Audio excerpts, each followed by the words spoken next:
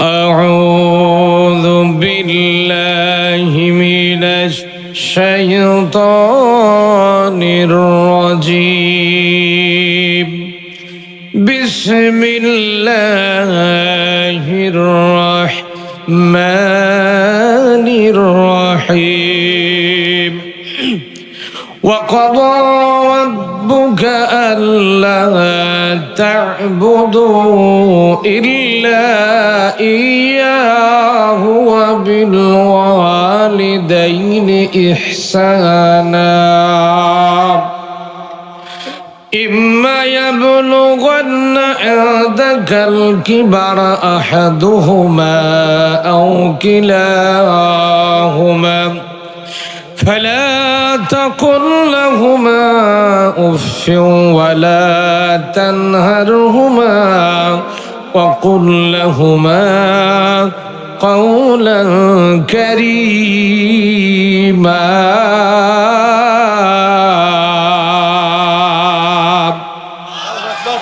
صدق الله العظيم وقال تعالى في شأن رسول الله صلى الله عليه وسلم إن الله وملائكته يصلون على النبي يا أيها الذين آمنوا صلوا عليه وسلموا تسليما اللهم صل على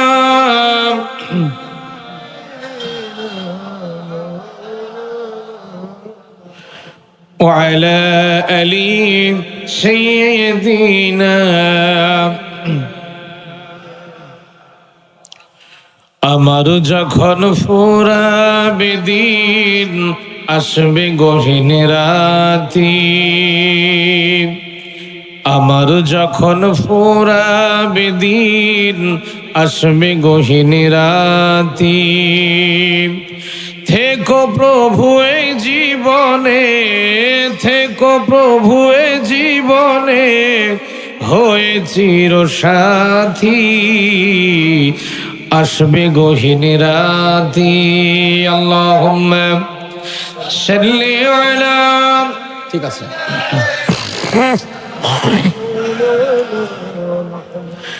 وعلى آل سيدنا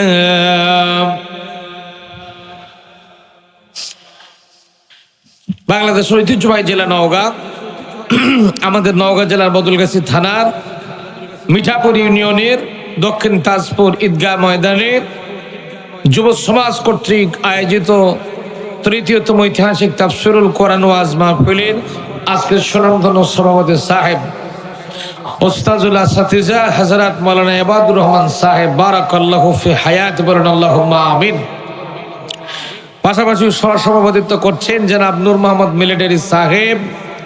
আজকের মাহফিলের বিশেষ অতিথিবৃন্দ, প্রধান অতিথি আমাদের বড় ভাই জনাব মোহাম্মদ আব্দুর রাজ্জাক সাহেব, উলামায়ে কেরাম, আমার পূর্বে আপনাদের সামনে জ্ঞান গর্ব আলোচনা রেখেছেন আমার প্রিয় ভাই মাওলানা আনিসুর রহমান আনসারী সাহেব, কথা বলেছেন মনিরুল ইসলাম সাহেব, কথা বলেছেন হাফেজ কারি সুলতান মাহমুদ সাহেব।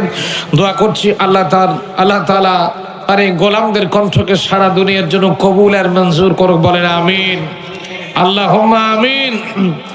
সহ আমন্ত্রিত ওলামা হাজরাত, বিভিন্ন এলাকা থেকে আগত দিনদার ইসলাম প্রিয় কোরআন প্রিয় তাওহীদ প্রিয় তাওহীদের পতাকাবাহী ধর্মপ্রাণ মুসলমান ভাই এবং বন্ধুবর, পর্দার আড়ালে বসা অত্র এলাকার সম্মানিত মা এবং বোনেরা, সকলের প্রতি রইল আমার অন্তরস্থল থেকে হৃদয় নিংড়ানো ভক্তিপূর্ণ সালাম। আসসালামু আলাইকুম ওয়া রাহমাতুল্লাহ। মানে শীতের ঠেলায় গলার আওয়াজ সব পকেটের মধ্যে আছে না, এটা বের করেন, বের করে সালাম। যখন প্রথমে আসার পর সালাম দিছি অবস্থা একেবারেই খারাপ, সেকেন্ড টাইম দিলাম তো দেখতে তো একই গতি, একটু সালামের ভলিউম বাড়ালে গুনা টোনা হবে নাকি? কথা কয় না রে, গুনাহ হবে, গুনাহ হবে। যদি গুনাহ না হয় একটু পার খোলে সালামের জবাব দেন, আসসালামু আলাইকুম রাহমাতুল্লাহ। এই তো তাও একটু জাত মতো হচ্ছে ইনশাআল্লাহ। আল্লাহু আকবার কর। আল্লাহু আকবার। আল্লাহ সুবহানাহু ওয়া তাআলার মহান দরবারে লাখো কোটি সুজুদ পেশ করছি, শুকরিয়া জ্ঞাপন করছি যে মহান আল্লাহ সুবহানাহু ওয়া তাআলা অত্যন্ত মেহেরবানি করে, অত্যন্ত রহম করে, দয়া করে, মায়া করে, করুণা করে, মহব্বত করে আপনাকে আমাকে এই জান্নাতের বাগানের মতো বসার তৌফিক দিয়েছেন। কেননা আল্লাহ পাক আপনাকে লাইক করেছেন, চয়েস করেছেন, পছন্দ করেছেন বলেই আরামের কম্বল, বিছানা, ল্যাব, কেতা, কম্বল, বউ, বাচ্চা সব গুস্ত সুদ্ধা ফেলে দিয়ে আছে কোরআনের মঞ্চে, কোরআনের বাগানে আল্লাহ বসার তৌফিক দিয়েছেন। যখন ঠিক কিনা? যে আল্লাহ বসার সুযোগ করে দিলেন প্রচন্ড শীতের ভিতরে, যে আল্লাহ কোরআনের দুটো কথা শোনার জন্য জান্নাতের বাগানে বসার তৌফিক দান করলেন, সেজন্য করেছে আল্লাহ সুবহানাহু ওয়া তাআলার আলিশান দরবারে সকলেই পড়ছি আলহামদুলিল্লাহ, আলহামদুলিল্লাহ, আলহামদুলিল্লাহ। লাখ কোটি দরুদ এবং সালাম পড়ছি বিশ্ব মানবতার মুক্তির দূত, মানবতার বন্ধু মুহাম্মদ রাসূলুল্লাহ বলেন সাল্লাল্লাহু আলাইহি সাল্লাম। সকলেই পড়ছি রব্বানা লাকাল হামদ হামদান কাসীরান তাইয়িবান মুবারাকান ফীহি ইয়া রাব্বি লাকাল হামদু কামা ইয়ানবাগি লিজালালি ওয়াজহিকা ওয়া আযীম সুলতানিকা। আমরা প্রশংসা করলাম কার? একটু আস্তে কোন কার? হাঁটার সময় প্রশংসা করব কার? খাওয়ার সময় কার? চলার সময় কার? জীবনের সব জায়গাতে কার? আপনার আমার জীবনের শুরু থেকে শেষ পর্যন্ত প্রশংসা একমাত্র কার জন্যে? আল্লাহর জন্য। গলার আওয়াজ বাড়াতে হবে কার জন্য? কিন্তু এখন আমাদের আল্লাহর জন্য গলার আওয়াজ বাড়ায় না। উমুক দলের সামসার নেতা এক কাপ চা খাওয়ালে ওর ঠেলাই বাঁচে কে? কথা কয় না রে। এক কাপ চা দিলে গলার ভলিউম দেখ কে কে, ঠিক কিনা কর? এখন আল্লাহর জন্য আমরা গলার ভলিউম বাড়াতে পারি না রে ভাই। এক কাপ চায়ের ঠেলা, এই যে এখন ভোট আসতেছে, নির্বাচনের মৌসুম আসতেছে, এখানে এক কাপ চা মারবে, ওখানে এক কাপ চা মারবে, ওখানে ওর গল্প, ওখানে তোর গল্প, জোড়া তালি দেওয়ার স্বভাব আমাদের আছে না নাই? জোরে কোন আছে না নাই? সারা জীবন যদি আপনি নেতার, অমুক দলের নেতা, তমুক দল জিন্দাবাদ, এই করলেন সেই করলেন, সারা কিয়ামত পর্যন্ত যদি আপনি এইরকম চিৎকার মারতেই থাকেন, সব বুঝি লিখতে থাকবে নাকি? আর একবার যদি সুবহানাল্লাহ পড়েন, আল্লাহর হাবিব বলছেন তামলাউল মিজান। সুবহানাল্লাহ আলহামদুলিল্লাহ যদি মানুষ মহব্বতের সাথে একবার পড়ে, একবার, কয়বার? কতক্ষণ না কয়বার? বুখারীর একটা হাদিস এসেছে তামলাউল মিজান। সুবহানাল্লাহ আলহামদুলিল্লাহ মানুষ যদি মহব্বতের সাথে পড়ে, আল্লাহ পাক কিয়ামতের ময়দানে তার মিজানের পাল্লাকে সওয়াব দিয়ে পরিপূর্ণ করে দেবেন। আর একটু আস্তে কোন সুবহানাল্লাহ। রে ভাইয়ের আমার, এজন্য করে আমাদের স্লোগান হবে আল্লাহর জন্য যখন সুবহানাল্লাহ। আল্লাহ আমাদেরকে কোরআনের জন্য কবুল আর মঞ্জুর করে, বলেন আমিন, আমিন। প্রিয় উপস্থিতি, আমি কথা বাড়াবো না, খুব শর্টকাট দু একটা কথা বলবো ইনশাল্লাহ। আমরা বসেছি জান্নাতের বাগানে। আল্লাহর হাবিব বলেছেন মাজালিসুল ইলম হিয়া রাউদাতুম মিন রিয়াজিল জান্নাহ। অর্থাৎ দুনিয়ার বুকে যে মজলিস ইলম চর্চা হয়, কোরআনে কারীম থেকে, হাদিস শরীফ থেকে আলোচনা করা হয়, আল্লাহর হাবিব বলেছেন ওই মজলিসটাকে বলা হচ্ছে পার্ট অফ হেভেন, জান্নাতের টুকরা। যতক্ষণ পর্যন্ত এখানে বসে থাকবো ততক্ষণ পর্যন্তই আল্লাহ পাকের রহমত বর্ষণ হতেই থাকবে। তো জোরে কর না সুবহানাল্লাহ। সম্মানিত ভাইরা আমার, এত রহমত আল্লাহ কেন দিলেন, কেন দিলেন, কেন দিলেন, এর পিছনে তালাশ করতে গেলে পাওয়া যায়। আবার ভাইরা, কোন বান্দা যদি কোরআনে কারীমের একটা আয়াতের তাফসীর শোনার জন্য, একটা আয়াতের ব্যাখ্যা শোনার জন্য যদি কোনো মানুষ তার বাড়ি থেকে বেরিয়ে পড়েন, দিনের বেলা যদি কোনো মানুষ বের হয়ে যায়, 500 রাকাত নফল নামাজ পড়লে যেরকম সওয়াব হতো, সম পরিমাণ সব আল্লাহ রাব্বুল আলামিন ওই মানুষটার আমলনামায় দান করে দেয়। কয় রাকাত? আমরা যে নামাজ পড়ি, আমাদের নামাজগুলো যে কি হয় আল্লাহই ভালো জানে। আমাদের নামাজের মতো না, যে নামাজ আল্লাহর দরবারে কবুল হয়ে গেছে ওই নামাজ। আমরা যে নামাজ পড়ি সবই তো আল্লাহর দরবারে যায় নাকি? যাই। আমি মাঝে মাঝে বিভিন্ন জায়গায় যাই, তো ভাগ্যচক্রে এক মসজিদে নামাজ পড়ছিলাম মাগরিবের। তো মাগরিবের নামাজে দ্বিতীয় রাকাতের মধ্যে একটু আত্মীয়তার বৈঠক আছে না নাই? কথা কয় না রে, আছে না নাই? দ্বিতীয় রাকাতের বৈঠক আত্মীয়তা পড়তেছে, আমার পাশে এক মুরব্বী চাচা, সেও নামাজ পড়তেছে, আমিও পড়তেছি। গরমের দিন ফ্যান চলতেছে, পাখা চলতেছে, যে কারেন্ট চলে গেছে, ফ্যান বন্ধ হয়ে গেছে। চাচা বলতেছে, এই যা কারেন্ট চলেই গেল। হ্যাঁ, নামাজ শেষ হওয়ার পরে আমি ডাকতে বললাম, চাচা এটা কি কাম করলেন বা? হে, নামাজের মধ্যে যে আপনি বলেন এক যা কারেন্ট চলে গেল, এটা নামাজের কয় নাম্বার ফরজ? সে মানে বলতেছে, বাবা মুই কারেন্ট চলে গেছে, মোর মুখ ফসকে বাড়ে গেছে, ও নামাজ যা হয় হোক গা। সেরকম নামাজ না। নবীজি বলেছেন যে নামাজ আল্লাহর দরবারে কবুল হয়ে গেছে, ওই রকম 500 রাকাতের সমান সওয়াব আল্লাহ পাক আপনার আমার আমলনামায় দিয়েই দিয়েছেন। আর একটু জোরে কন্যা সুবহানাল্লাহ।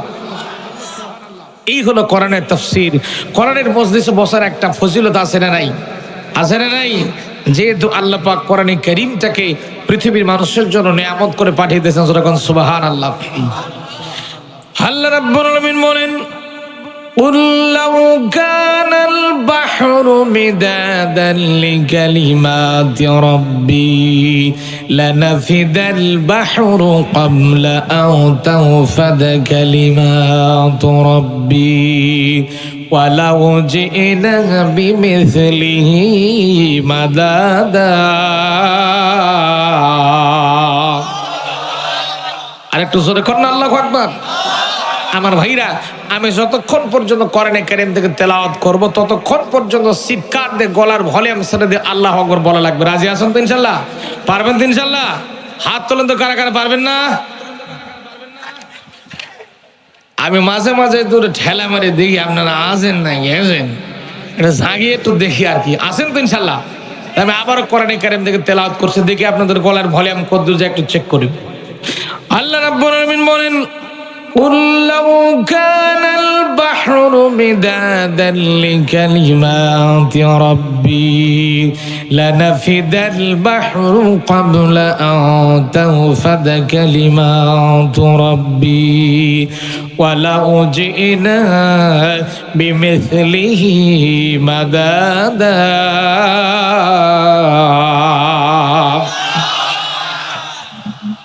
প্রিয় ভাইয়েরা আমার, আল্লাহ রাব্বুল আলামিন বলেন, নবী আপনি বলে দেন, এই পৃথিবীর জমিনে সমস্ত সাগরের পানিগুলোকে এক জায়গায় একত্র করার ফলে কালি বানায় যদি আমার কোরআনে কারীমের, আমার কালামে পাকের ব্যাখ্যা লেখা শুরু হয়ে যায়, দুনিয়ার সমস্ত সাগরের পানিগুলো সবগুলো শেষ হয়ে যাবে, আমার আল্লাহ পাকের, আমার রবের কালামে পাকের ব্যাখ্যা লেখা শেষ হবে না। এমন আশ্চর্যপূর্ণ কিতাব দিয়েছেন কে? এই কিতাবের কথা বলতে গেলে, এই কোরআনের কথা বলতে গেলে এক শ্রেণীর মানুষ রাজনীতির গন্ধ পায়। আছে না নাই? অথচ আল্লাহর বিধান, আল্লাহর আইন, আল্লাহর বিধান এই জমিনে প্রতিষ্ঠা করার দরকার আছে না নাই? জোরে বলেন, আছে না নাই? আল্লাহর কোরআনের বিধান যারা প্রতিষ্ঠা করতে চাইবে না, আপনারা আর যাই বলেন না করো, নিশ্চিত নির্ভেজাল মুনাফিক। কি ফেক? মুনাফিক। আর মুনাফিক তো মরলেই নিশ্চিত জাহান্নামে যাবে, এটা কি সন্দেহ আছে? কেননা কোরআনে আল্লাহ বলছেন, ইন্নাল মুনাফিকিনা ফিদ দারকিল আসফালি মিনান নার। আমি আল্লাহ কাফের বেঈমান যা আছে গোষ্ঠী শুদ্ধা জাহান্নামে দেব, আর মুনাফিককে দেব একেবারে নিচে। কোন জায়গায়? তাহলে মুনাফিক হয়ে মরলে নিশ্চিত কোন জায়গায় যাওয়া লাগবে? জাহান্নামে যেতে হবে। সূরা নিসার 61 নম্বর আয়াতে আল্লাহ দলিল দিচ্ছেন যে মুনাফিক কারা, তাদের ছোট্ট একটা পরিচয় আল্লাহ দিচ্ছেন। আল্লাহ রাব্বুল আলামিন বলেন, ওয়াইযা কিলা লাহুম তাআলাউ ইলা মা আনজালাল্লাহু ওয়া ইলার রাসূল রাআইতাল মুনাফিকিনা ইয়াসুদ্দুনা আনকা সুদুদা।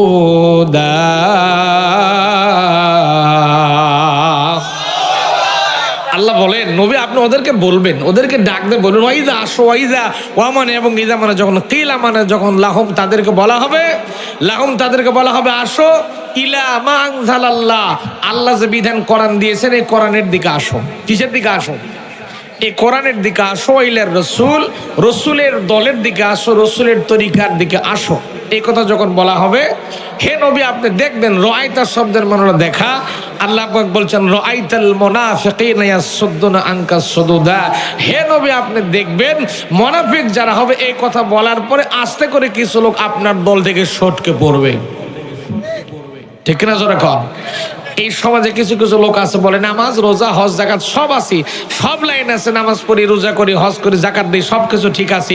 যখন বলবেন তুমি নামাজ পড়ো রোজা করো হজ করো জাকাত দাও, তাহলে আসো আল্লাহর আইন আল্লাহর কোরআন প্রতিষ্ঠা করার কাজ করি, তখন বলে ঠিক কিনা বলেন, এই দিকে যেতে রাজি নয়। তখন লক্ষ্য করে দেখবেন আল্লাহ পাক বলছেন যে আল্লাহর আইন যারা চায় না এরা বাংলাদেশে তোমরা যাই মনে করো না করো, আমি আল্লাহ ফতোয়া দিচ্ছি এরা নিশ্চিত মুনাফিক। মুনাফিকের রোগ আমাদের মধ্যে রাখা যাবে। যাই হোক প্রিয় ভাইয়েরা আমার, আমি আলোচনার শুরুতে কোরআনে কারিমের দু একটা হক কথা বলি, আমি আলোচনা সামনে বাড়িয়ে যাবো। আমি ওইদিকে যাবো না, মুনাফিক সম্পর্কে আজকে আলোচনা করবো না। তাহলে আমার কথার আজকে সূচনা ছিল, সূচনা হলো আল্লাহর কোরআনের আইন এই জমিনে প্রতিষ্ঠিত হোক, এটা আমরা চাই তো ইনশাল্লাহ, সবাই চান তো ইনশাল্লাহ। আল্লাহর কাছে দোয়া করেন আল্লাহ যেন সামনের পার্লামেন্ট, সামনের গভর্নমেন্ট যেন আল্লাহ কোরআনের গভর্নমেন্ট, কোরআনের পার্লামেন্ট আল্লাহ বানায় দেয়। জোরে কোন আমিন, আল্লাহুম্মা আমিন। আমার প্রিয় ভাইরা, আমি আপনাদের সামনে আজকে খুব অল্প সময় কথা বলবো। আজকে আমি কথা বলবো ইহসানের উপর। ইহসান, ইহসান কি বললাম? ইহসান। তাও কার সাথে? বাপ মায়ের সাথে সদাচরণ করা লাগবে, ইহসান করা লাগবে। আজকের আলোচনার আমার সাবজেক্ট হলো, বিষয় হলো বাপ মায়ের প্রতি ইহসান করা। কি করা? ইহসান করা। পিতামাতার প্রতি ইহসান করা, বাবা মার প্রতি ইহসান করা। আজকাল আমাদের সমাজে এই ইহসানটা উঠে গেছে, ঠিক না জোরে কর। সমাজে ইহসান নাই। এই জন্য আপনারা মনে করছেন আমরা তো 2 4 5 জন 10 জন লোক শুনছি, 500 বা 100 জন লোক শুনতেছি। এই যে নেট চলছে, নেটের মাধ্যমে সারা দুনিয়া কিন্তু সয়লাভ হয়ে যাবে এই কথাগুলো। সুতরাং এই সমাজের জন্য যে কথাগুলো আমাদের দরকার, আল্লাহর জন্য আমাদের কণ্ঠ দিয়ে সেই কথাগুলো, জাতির জন্য যেগুলো উপকার হবে সেই কথাগুলো যেন আমাদের কণ্ঠ দিয়ে আল্লাহ তাআলা বের করে দেয়, বলেন আমিন। আমি আপনাদেরকে আজকে আলোচনার সাবজেক্ট দিয়েছি বাবা মার প্রতি ইহসান করা লাগবে। কি করা লাগবে? ইহসান করা লাগবে, সদ আচরণ করা লাগবে, সদ ব্যবহার করা লাগবে, বাপ মায়ের সাথে ভালো আচরণ তৈরি করতে হবে। এই নির্দেশ দিয়েছেন কে? সিল্লায় করা লাগবে কে দিয়েছেন? আসেন তার আগে একটু আমরা তেলাওয়াত করে নেই। আউযু বিসমিল্লাহ সবাই তো পড়া যায়, আউযু বিল্লাহ বিসমিল্লাহ তো পড়া যাবে নাকি? কথা হয় না রে, পারবেন তো ইনশাআল্লাহ। আমার সাথে কণ্ঠ লাগান, একসাথে একটু সবাই একটু পড়ে আসেন। আউযু বিল্লাহি মিনাশ শাইতানির রাজিম। বিসমিল্লাহির রাহমানির রহিম। وقضى ربك ألا تعبدوا إلا إياه وبالوالدين إحسانا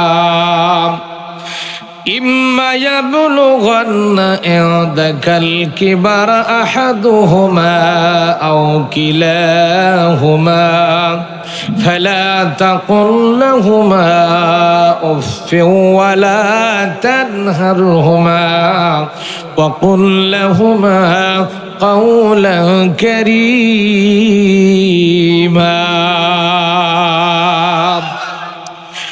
সাদাকাল্লাহুল আযীম। বিতরত মুরতাদ শয়তানের ওয়াসওয়াসা থেকে পানাহ চেয়ে নিয়ে পরম করুণাময় আল্লাহ সুবহানাহু ওয়া তাআলার নামে কোরআনে কারীম থেকে আলোচনা শুরু করছি।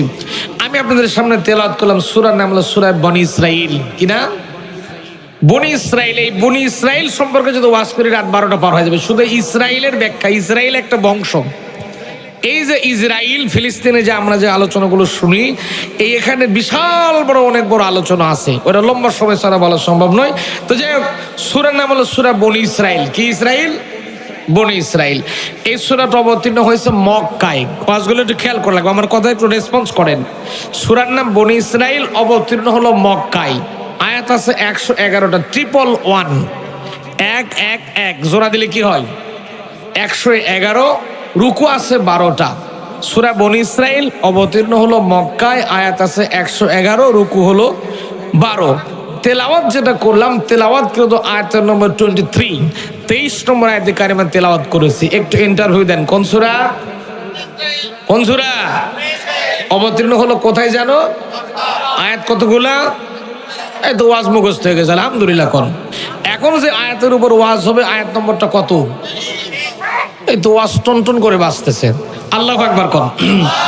এখন আসেন, এই আয়াতে আল্লাহ কি মেসেজ দিয়েছেন? আমার আলোচনার সাবজেক্ট হলো বাবা এবং মায়ের প্রতি সৎ আচরণ করা লাগবে। নির্দেশ কার? আলোচনার বিষয় হলো পিতা মাতার প্রতি সৎ ব্যবহার করা লাগবে, সদাচরণ করতেই হবে। এখন আল্লাহ কি বলছেন আসেন, আল্লাহ বলছেন ওয়াকাদা রাব্বুকা আল্লা তা'বুদু ইল্লা ইয়াহু ওয়া বিল ওয়ালিদাইনি ইহসানা। আল্লাহ বলছেন আর তোমার রব নির্দেশ দিয়েছেন, আদেশ করে দিয়েছেন, তোমরা তাকে ছাড়া অন্য কারো ইবাদত করো না। মানে আল্লাহ ছাড়া কারো ইবাদত করা যাবে? কথা বলেন না কেন? আল্লাহ ছাড়া কারো ইবাদত করো না। এবং আল্লাহ বলছেন ইল্লা ইয়াহু ওয়া বিল ওয়ালিদাইনি ইহসানা, তোমাদের বাপ মায়ের প্রতি তোমরা সৎ ব্যবহার করো, সদাচরণ করো। তাদের একজন, আল্লাহ বলছেন ইম্মা ইয়াবলুগান্না ইনদাকাল কিবারা আহাদুহুমা, আল্লাহ বলছেন যদি তাদের একজন বয়স্ক অর্থাৎ বার্ধক্য বুড়া হয়ে যায়, কথা বোঝা যায়? আল্লাহ বলতেছেন যদি তাদের একজন ইনদাকাল কিবারা আহাদুহুমা, যদি তাদের একজন বয়স্ক বৃদ্ধ হয়ে যায়, আও কিলাহুমা, অথবা দুজনে যদি বুড়া আর বুড়ি হয়ে যায়। মানে বার্ধক্য, মানুষের বয়স হলে মানুষ বুড়া বুড়ি হয় না? এমন ভাব করতেছে মানে বুড়া বুড়ি জীবনে হবেন, হবে না, হবে না, আমরা হবো, সবাই তো বেঁচে থাকলে তো হবে না। কি কর আল্লাহকে দেখেন, আল্লাহ তো সব জানেন। এই জন্য আল্লাহ বলতেছেন যে তাদের একজন যদি বার্ধক্য উপনীত হয়, বয়স্ক হয়ে যায়, আও অথবা কিলাহুমা, যদি দুজনেই হয় বার্ধক্য উপনীত যদি হয়ে যায়, ফালা তাকুল্লাহুমা, আল্লাহ নিষেধ করছেন ফালা তাকুল্লাহুমা উফফিউ ওয়ালা তানহারহুমা, আল্লাহ ধমকের সাথে বলছেন খবরদার, বাপ মা কোনো কষ্ট পাক, তোমার কথায় কাজে আচরণে ব্যবহারে যদি শব্দ করে, সেই কষ্ট তোমার বাপ মাকে দিও। তাদের সাথে অকুল্লাহুমা, আল্লাহ বলছেন অকুল্লাহুমা কাউলান কারীমা, তাদের সাথে তুমি ভালো করে কথা বলো, সম্মান সূচকভাবে কথা বলো। জোরে কোন আল্লাহু আকবার। এই আয়াতের তাফসীর, এই আয়াতের অনুবাদ যদি বোঝেন তাহলে আপনার জীবন সফল। সুবহানাল্লাহ বলেন। দেখেন আল্লাহ কি প্রথমে বললেন যে আমি ছাড়া কারো ইবাদত করো না, আমি আল্লাহ ছাড়া কারো ইবাদত করো না, আর বাপ মায়ের সাথে সদ্ব্যবহার করো। তাদের একজন অথবা দুইজন যদি বয়স্ক হয়ে যায়, বুড়া আর বুড়ি হয়ে যায়, তাহলে তাদের সাথে তোমরা খারাপ আচরণ করো না, এমন কোনো কথা কাজ করো না যাতে তারা শব্দটা উচ্চারণ করে। আমার প্রিয় ভাইরা, এই বাংলাদেশের দিকে তাকান, শব্দ তো দূরে থাকলো, মাকে সন্তান জবাই করে, কথা বলেন না কেন? এই রেকর্ড বাংলার জমিনে আছে। বাপকে মারে, চিন্তা করে বুড়িটা মরে না কেন, বুড়াটা মরে না কেন? আছে না নাই? এই সন্তানগুলো, কুলাঙ্গার সন্তানগুলো সমাজে আছে না নাই? অথচ আল্লাহ ঘোষণা করলেন খবরদার, ফালা তাকুল্লাহুমা উফফি ওয়ালা তানহারহুমা, খবরদার, খবরদার, তাদেরকে ধমকের স্বরে, জোরে আওয়াজেও তাদের সঙ্গে কথা বলো না, বেয়াদবি হয়ে যাবে। ওয়াকুল্লাহুমা কাউলান কারীমা, তাদের সাথে সম্মানের সাথে কথা বলো। নির্দেশ কার? এখন আসেন, আল্লাহ যেটা আদেশ করেন, অর্ডার করেন, এটা বুঝি আদায় করেন নফল কাম নাকি? কথা বলে না, কথা বলেন, কথা বলেন। নামাজ পড়া ফরজ, রোজা করা ফরজ, হজ করা ফরজ, যাকাত দেওয়া ফরজ। ঠিক তেমন করে বাপ মায়ের সাথে সৎ আচরণ করাও। কথা কি বোঝা গেল? মানে নামাজ যেমন ফরজ, রোজা ফরজ, হজ ফরজ, যাকাত ফরজ, এগুলো ফরজ আমরা দেখতে পাই শুধু, কিন্তু বাপ মায়ের সাথে ভালো আচরণ করা লাগবে, এটাও যে ফরজ, এই জিনিসটা বাংলাদেশের মানুষ ভুলেই গেছে। ঠিক না? জোরে কন। বাপ মায়ের সাথে বাপ মায়ের খেদমত করার দরকার আছে না নাই? জোরে বলেন, আছে না নাই? সম্মানিত ভাইরা, আল্লাহ রাব্বুল আলামিন বলেন ইম্মা ইয়াবলুগান্না ইনদাকাল কিবারা আহাদুহুমা আও কিলাহুমা ফালা তাকুল্লাহুমা উফফিন ওয়ালা তানহারহুমা ওয়া কুল লাহুমা কাওলান কারীমা। প্রিয় ভাইরা, আল্লাহ রাব্বুল আলামিন বলেন, খবরদার খবরদার, বাপ মায়ের সঙ্গে খারাপ আচরণ করো না, খারাপ ব্যবহার করো না।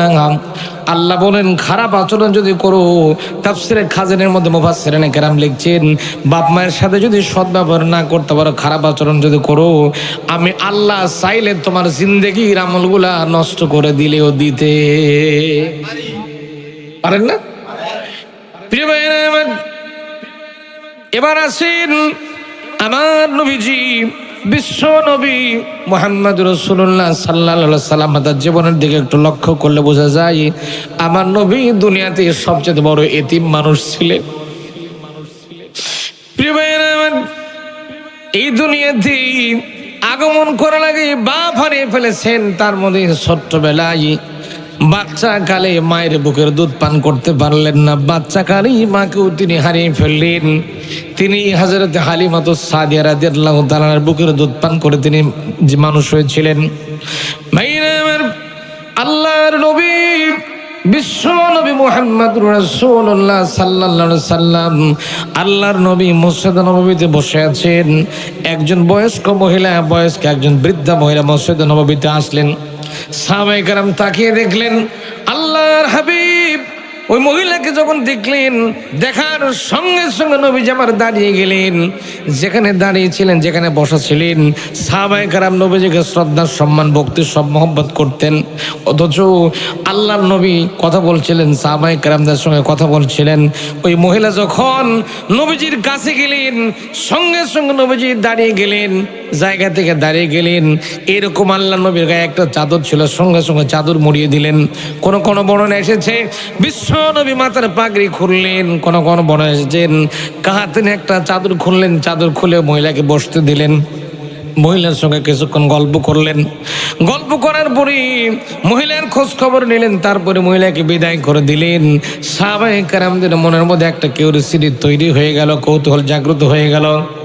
সাহাবায়ে কেরাম প্রশ্ন করলেন, ইয়া রাসূলুল্লাহ, হে আল্লাহর নবী, এই মহিলা এমন কি মহিলা যে মহিলা আল্লাহর নবীর গায়ের চাদরে বসতে পারে, আল্লাহ নবীর মাথার পাগড়ির উপরে যে মহিলা বসতে পারে, এত সম্মানিত একজন মহিলা আমাদের কাছে এসেছিল, আমরা তার পরিচয় জানলাম না। নবীজি কেঁদে দিলেন, চোখের পানি টিপ টিপ করে পড়া শুরু হয়ে গেল। আল্লাহর হাবিব বলেন, ও আমার সাহাবীরা, আমি আমার বাপকে দেখি নাই, ছোটবেলায় বাপ হারিয়ে ফেলেছি, জন্মের আগে আমার বাপ চলে গেছে, ছোটকালে আমার মাকে আমি হারিয়ে ফেলেছি, মায়ের বুকের দুধ পান করতে পারি নাই। আমি নবী যেই মানুষটার বুকে চড়ে মানুষ হয়েছি, যে মানুষটা দুধ পান করে মানুষ হয়েছি, ইনি আমার হলেন সেই দুধ মা হযরতে হালিমাতুস সাদিয়া। আমি নবী হালিমার দিকে যখন তাকায়, আমার দুধমা হযরতে হালিমার দিকে যখন তাকায় থাকি, তখন আমার কলিজার মধ্যে আমার জনম দুঃখিনী মা হযরতে আমেনার কথা মনে পড়ে যায়। নবীজি বলেন, সাহাবীরা, তোমরা এই জন্য কোন পিতামাতার খেদমত করো, পিতামাতার খেদমত করো, পিতামাতার খেদমত করো। কেন নাম? আল্লাহর হাবিব বলেন, বুখারী মুসলিমের বর্ণনা, যদি কোনো সন্তান মায়ের দিকে নেক নজরে তাকায়, বাপের দিকে যদি নেক নজরে তাকায়, আল্লাহর নবী বলেন ওই সন্তানের আমলনামায় একটা কবুল হজের সওয়াব আল্লাহ দান করে দেয়। শুধু তার ওই সন্তান যতবার বাপ মায়ের চেহারার দিকে তাকাবে, নেক নজরে বাপ মাকে মহব্বতের সাথে নেক নজরে চাঁদ মুখটা দেখতে থাকবে, ততবার আল্লাহ পাক ওই সন্তানের আমলনামায় কবুল হজের সওয়াব লিখতেই থাকবে। ইয়ামেন থেকে একজন সাহাবী প্রশ্ন করলেন, ইয়া রাসূলুল্লাহ, একটা সন্তান যদি দৈনিক যদি 100 বার করে বাপ মায়ের চেহারা দেখতে থাকে, খেয়াল করে হাদিসটার দিকে একটু লক্ষ্য করা লাগবে।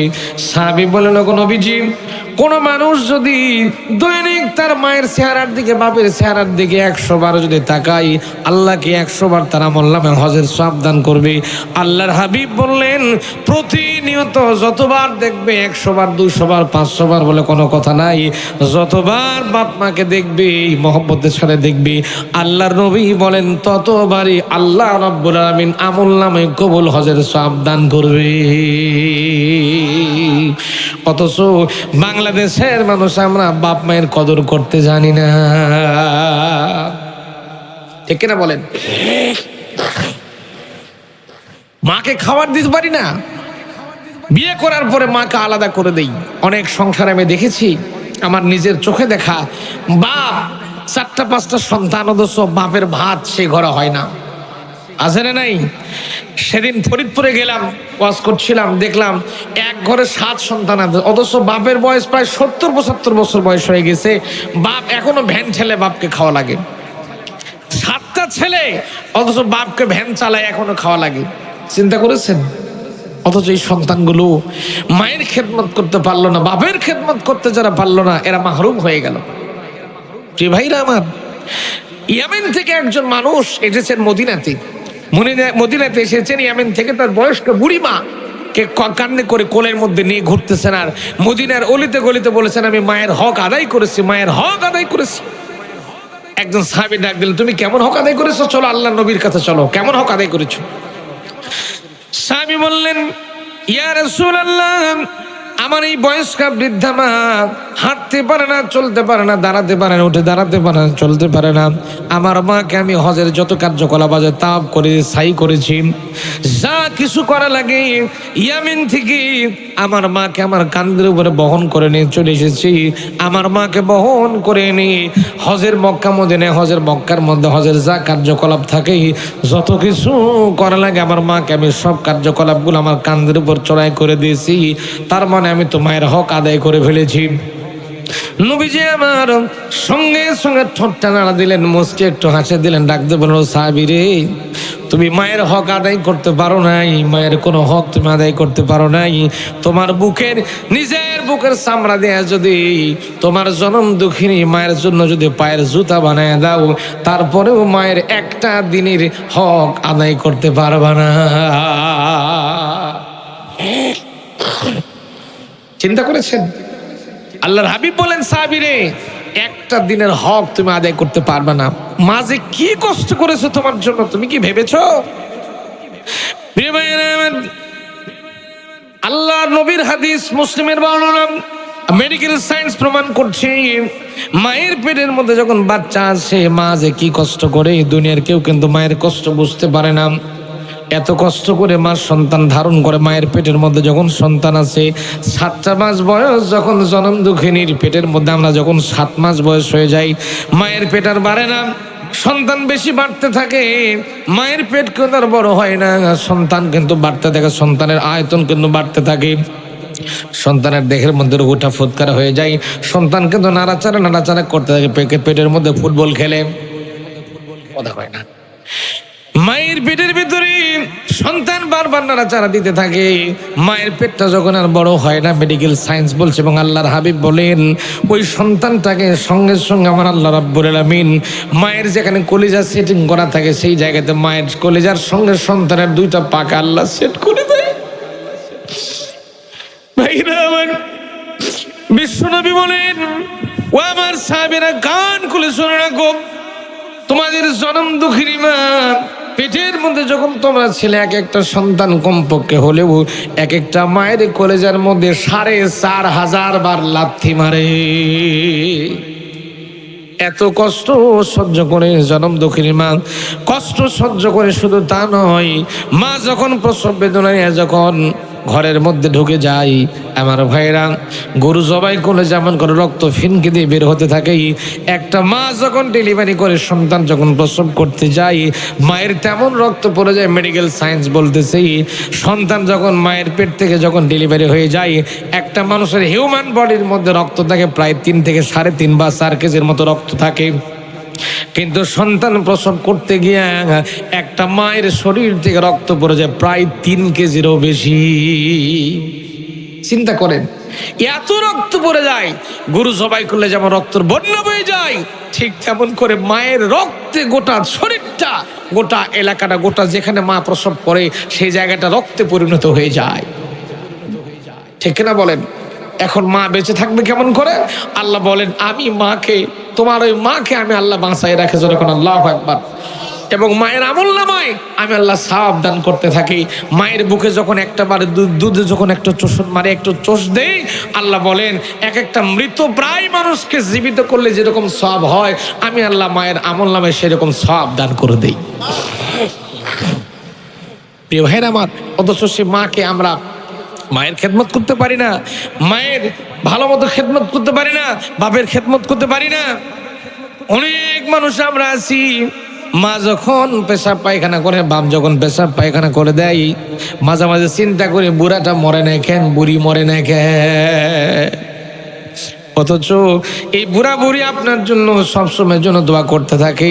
আপনি যখন বাড়ির বাইরে থাকেন, বাড়ির বাইরে যখন থাকেন, এই বুড়া বুড়ি কিন্তু আপনার কাছে হাত তুলে আল্লাহর কাছে বলে, ও মালিক আল্লাহ, আমার সন্তান বাড়ির বাইরে গেছে, আল্লাহ গো আমার ছেলেটা বাড়ির বাইরে আছে, বাড়ির বাইরে অপেক্ষা করছে, রাত ভারী হয়ে গেছে, আমার ছেলেটা কেন ফিরে না? আপনি মাকে ভালো চোখে দেখেন না, মায়ের প্রতি সদাচরণ করেন না, মায়ের প্রতি ভালো ব্যবহার করেন না, কিন্তু এই বুড়া বুড়ি কিন্তু জনম দুঃখিনী মা আপনার জন্য রাত জেগে জেগে আল্লাহর কাছে দোয়া করতেই থাকে।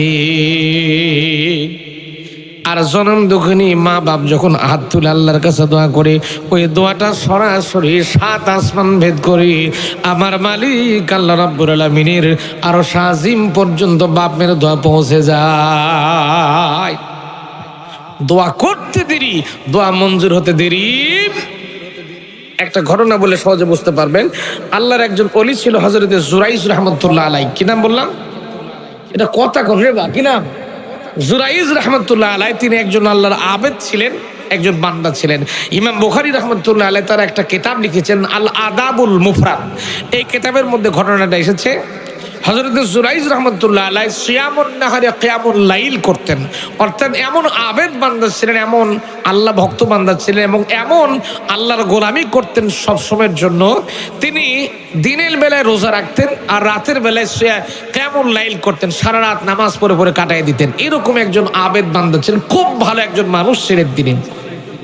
হযরত জুরাইজ রাহমাতুল্লাহ আলাইহি একদিন চিন্তা করলেন যে আমার এলাকায় থেকে, বাড়িতে থেকে আমার ইবাদত করতে কষ্ট হচ্ছে, আমার ঝামেলা ফিল করছি, আমি এলাকায় থাকবো না, বাড়ির বাইরে গিয়ে কোথাও অন্য কোথাও গিয়ে আমি ইবাদত করা শুরু করব। এই প্ল্যান হযরত জুরাইজ রাহমাতুল্লাহ আলাইহি করলেন। করার পরে তিনি বাড়ির থেকে বের হলেন। তার একটা বয়স্ক মা ছিল, বৃদ্ধা মা ছিল। মায়ের দোয়া যে কেমনে কবুল হয়, আল্লাহু আকবার, আল্লাহু আকবার কর। প্রিয় ভাইয়ের আমার, মায়ের দোয়া কবুল, আল্লাহ কাছে দোয়া করলেই দোয়া মঞ্জুর হয়ে যায়। হযরত জুরাইজ রাহমাতুল্লাহ আলাইহির জন্য মা দোয়া করলেন। কি দোয়া করলেন দেখেন। হযরত জুরাইজ মায়ের কাছ থেকে বিদায় নিয়ে চলে গেলেন, বলেন মা আমি আর বাড়িতে থাকবো না, এলাকা ছেড়ে দিয়ে, লোকালয় বাদ দিয়ে অন্য জায়গায় আমি ইবাদত করা শুরু করব। চলে গেলেন জঙ্গলে। যার পরে তিনি ছোট্ট একটা কুঠির তৈরি করলেন, ছোট্ট একটা বেড়া খড়কুটো দিয়ে একটা ঘর বানালেন, সেখানে তিনি ইবাদত করা শুরু করলেন। এইদিকে মা জুরাইজের জন্য কাঁদতে কাঁদতে পাগল প্রায় হয়ে গেল। জুরাইজ বলে চিল্লাতে থাকলো যে আমার ছেলে জুরাইজকে তোমরা কি কোনো খবর দিতে পারো? বিভিন্ন যাকে পায় তাকে ধরে ধরে বলে আমার ছেলে জুরাইজের কোনো খবর তোমরা কি দিতে পারো? কেউ খবর দিতে পারে না। মা কাঁদতে কাঁদতে মায়ের চোখ দুটো মনে অন্ধ প্রায় হয়ে গেছে। সম্মানিত ভাইয়েরা আমার, একদল কাফেলা ওই জঙ্গলের ভিতর দিয়ে জুরাইজ রাহমাতুল্লাহ আলাইহিকে ইবাদত করতে দেখেছেন। জুরাইজ ইবাদত করছিলেন, ইবাদত করা অবস্থায় হযরত জুরাইজ রাহমাতুল্লাহ আলাইহি ইবাদত করছিলেন। এই দৃশ্য দেখে তারা লোকালয়ে যখন চলে আসলো, কমিউনিটিতে চলে আসলো, পাবলিক কমিউনিটি লোকালয়ে যখন চলে আসলো, আসার পরে এই কাফেলার সঙ্গে জুরাইজ রাহমাতুল্লাহ আলাইহির মায়ের সঙ্গে সাক্ষাৎ হয়ে গেল। আল্লাহর ওলি জুরাইজের মা তখন ডাক দিয়ে বলল, তোমরা কি আমার সন্তান জুরাইজকে তোমরা কি দেখেছো নাকি? লোকগুলো বলে, হ্যাঁ মা, ওগো বুড়িমা, আপনার সন্তান জুরাইজকে আমরা দেখেছি, অমুক জঙ্গলে ইবাদত করতে দেখতে, সব সময় সে ইবাদতের মধ্যে মশগুল থাকে, অমুক জঙ্গলের মধ্যে আপনার ছেলে আছে, যান চলে যান। জুরাইজের মা সন্তানের খবর যখন পাই, মায়ের সঙ্গে, মায়ের কলেজের সঙ্গে সন্তানের কলেজের একটা ইফেক্ট আল্লাহ রেখে দিয়েছেন। সন্তান যেখানে বিপদে পড়ুক না কেন, দুনিয়ার কেউ বুঝতে না পারলেও জনম দুঃখিনী মা কিন্তু ঠিকই জানে। ঠিক না বলেন? গাজীপুরের কাপাসিয়াতে আমি গত বছর গিয়েছিলাম।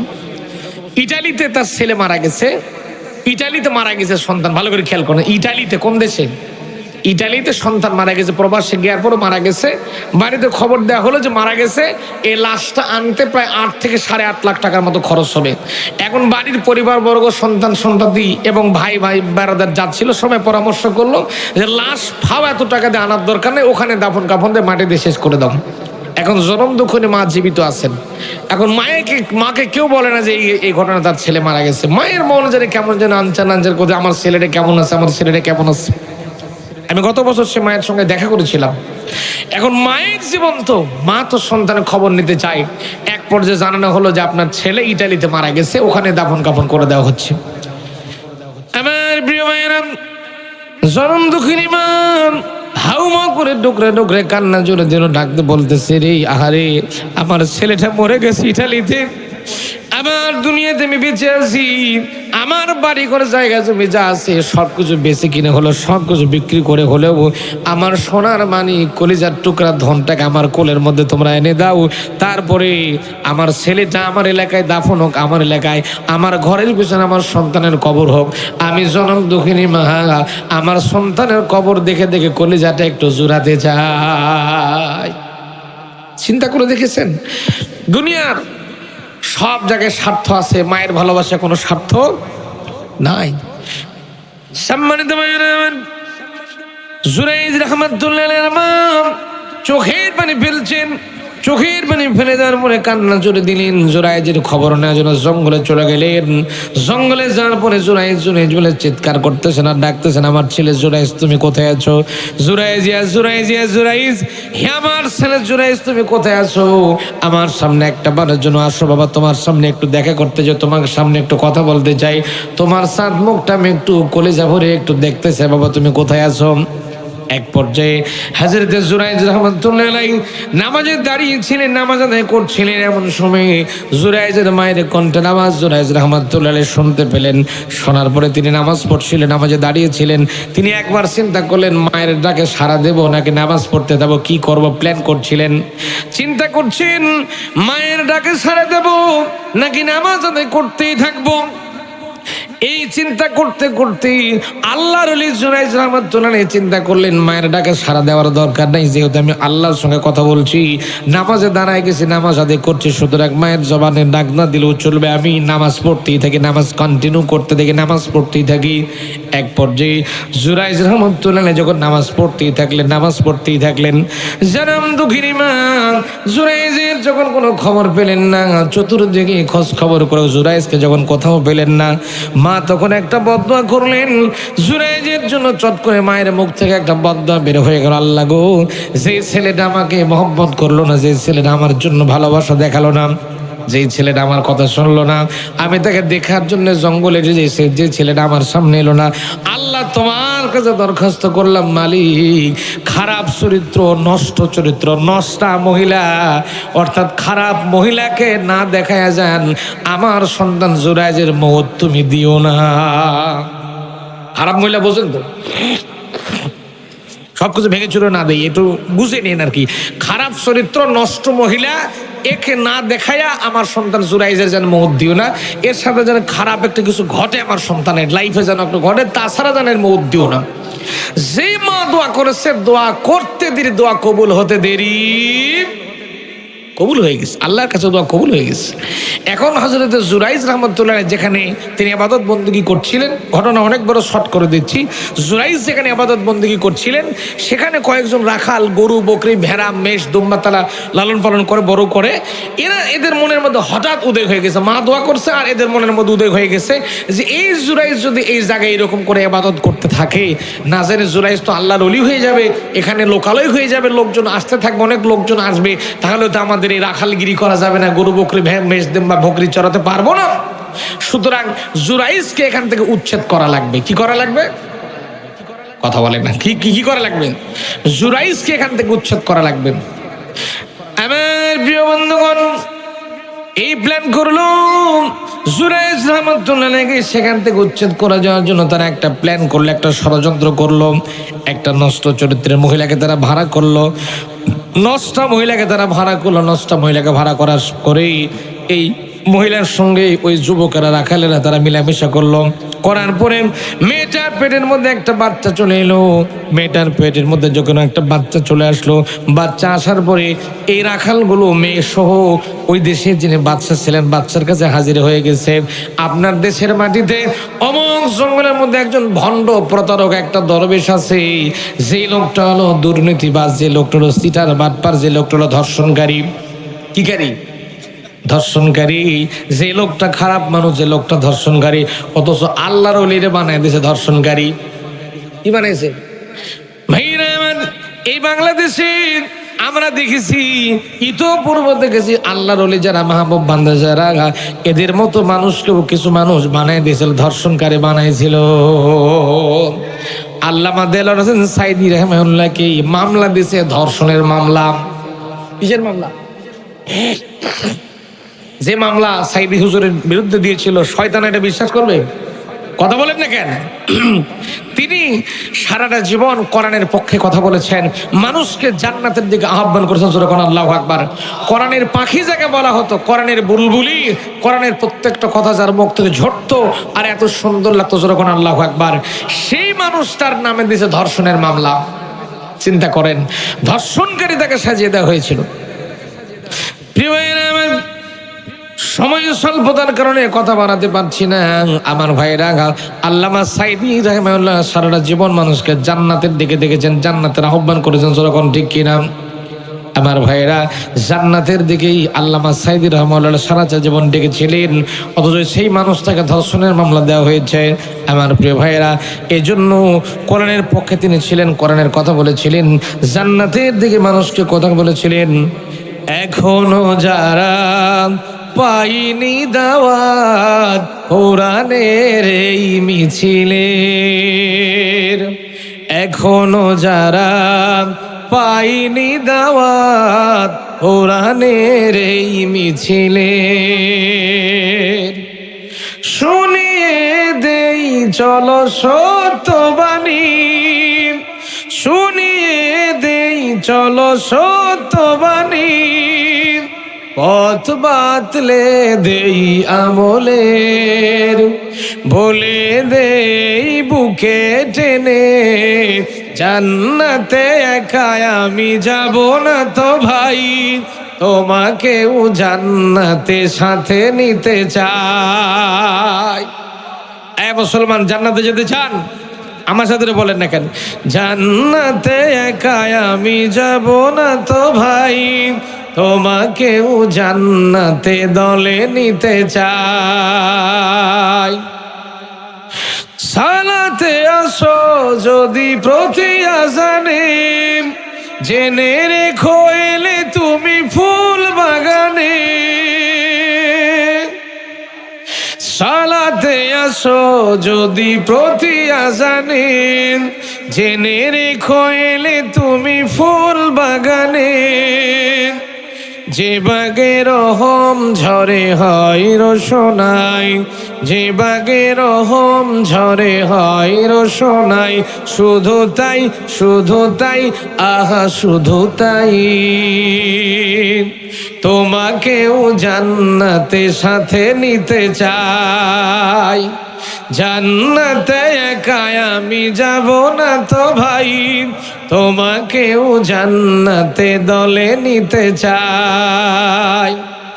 এখনো যারা পাইনি দাওয়াত কোরআনের এই মিছিলের, এখনো যারা পাইনি দাওয়াত কোরআনের এই মিছিলের, শুনিয়ে দেই চলো সত্যবাণী, পথ বাতলে দেই আমলের, বলে দেই বুকে টেনে, জান্নাতে একা আমি যাব না তো ভাই, তোমাকেও জান্নাতে সাথে নিতে চাই।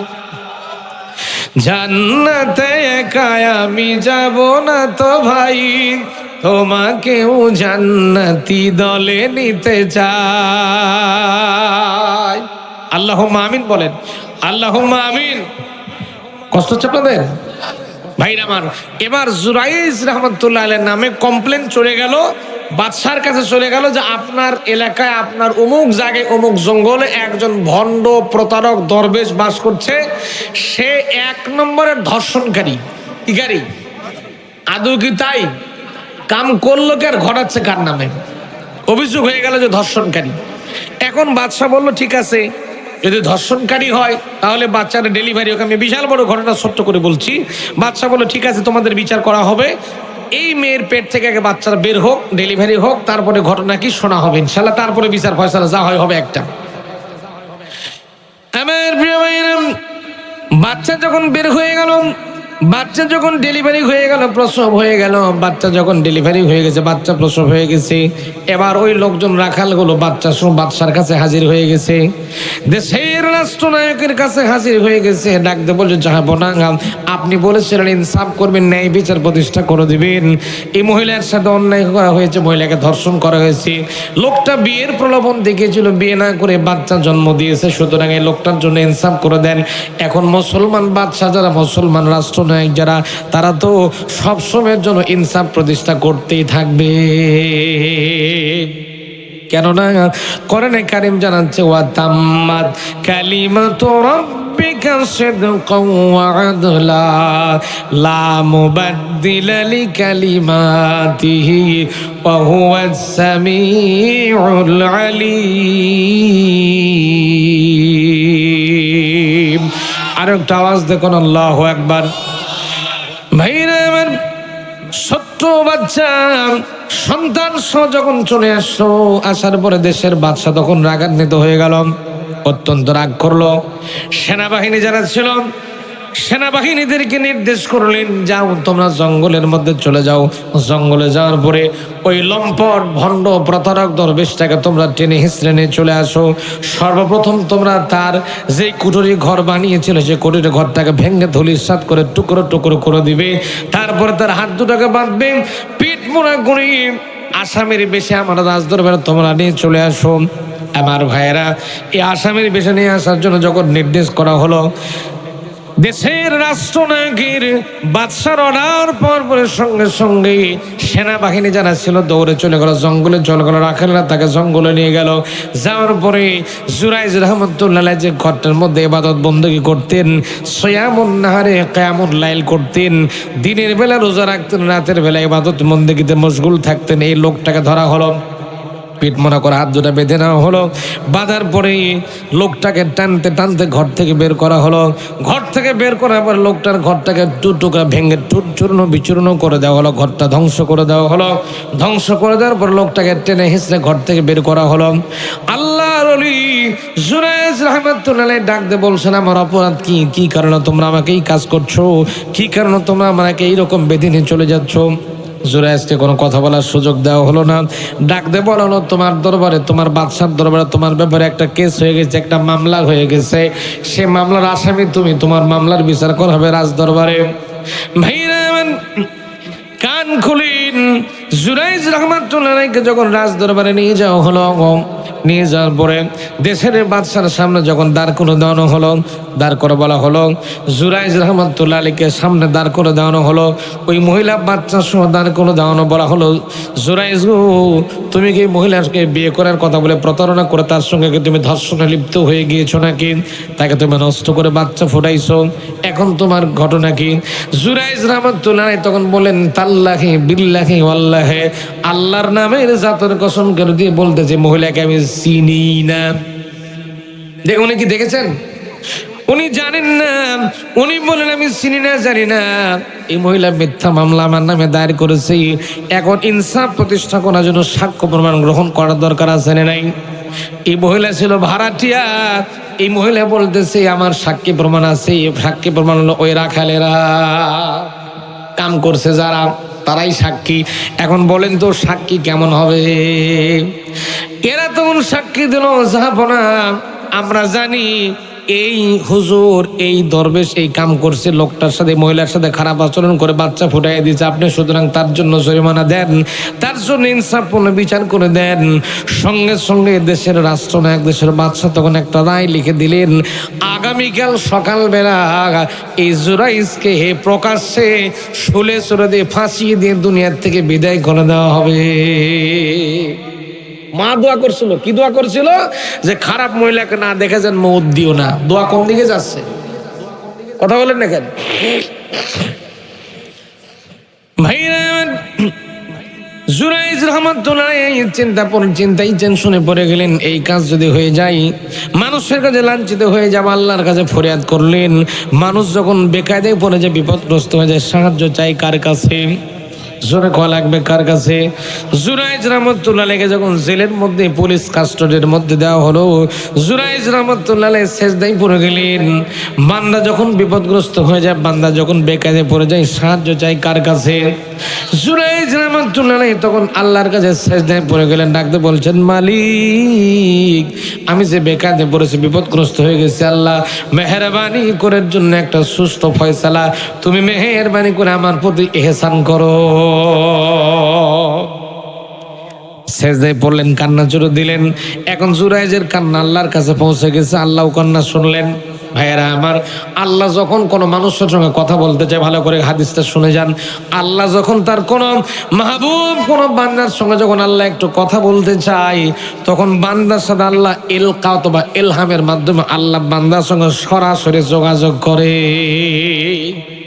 ইলকার মাধ্যমে, ভালো করে খেয়াল করেন, ইলহাম অথবা ইলকা তাফসিরে খাজেন এবং তাফসিরে ফি জিলালিল কোরআন এসেছে, ইলকা অথবা ইলহামের মাধ্যম দিয়ে আল্লাহ বান্দার সঙ্গে কথা বলে। যখন সুবহানাল্লাহ, জুরাইজ দোয়া করে একটু ঝিমিয়ে গেলেন, আল্লাহ পাক জুরাইজকে বলেন, জুরাইজ রে, তোমার এই ঘটনা ঘটতেছে, তোমার মা জঙ্গলে গিয়ে তোমার জন্য বদদোয়া করেছিল যে আমার ছেলেটাকে খারাপ মহিলার মুখ না দেখে যেন মৌত দিও না। তোমার মা দোয়া করেছে, আমি আল্লাহ কবুল করে ফেলেছি, এই জন্য তোমার এই ঘটনা ঘটতেছে। তোমার বাঁচার লাইন একটা বলে দিচ্ছি, এখন যদি তোমার ওই মা আবার আমি আল্লাহর কাছে হাত তুলে বলে, আল্লাহ আমার ছেলেকে ক্ষমা করে দাও, তাহলে আমি আল্লাহ জানাই দিচ্ছি, আমি জুরাইজ, আমি আল্লাহ, তুমি জুরাইজ তোমাকে এখান থেকে মুক্ত করে দিয়ে আবার তোমাকে ওই জায়গায় আমি আল্লাহ বসায় দেব। জনম দুঃখিনী মা যে দোয়া করবেন, সে দোয়াটা কবুল হয়ে যাবে। এই আলোচনাটা শোনার ইচ্ছা আপনাদের কলেজার মধ্যে আদিও আছে না নাই?